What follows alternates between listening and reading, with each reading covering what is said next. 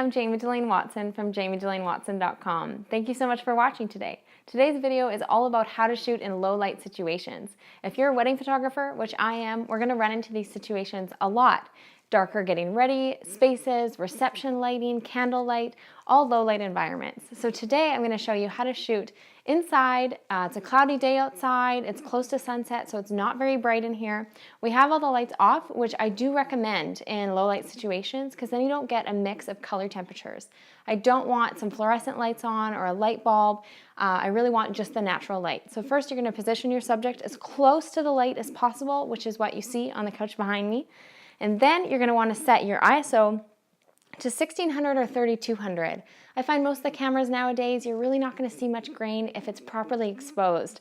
So I'm going to start with ISO 1600. And I'm shooting with my Canon 35mm f1.4 professional L series lens. The great thing about prime lenses is you can shoot at a very low aperture, which means you're letting in as much light as possible, which is awesome. So I'm going to set it to ISO 1600, 1.4, and f1.25. So the shutter speed is going to be 1/125th of a second.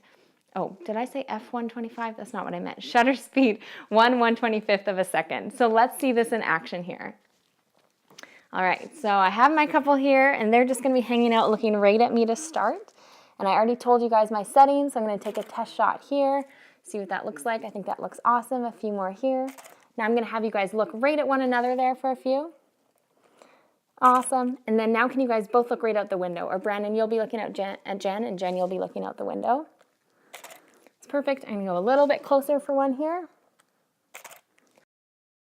One thing to note when you're shooting in low light, it's really important that your shutter speed doesn't go too low because then you're going to get camera shake.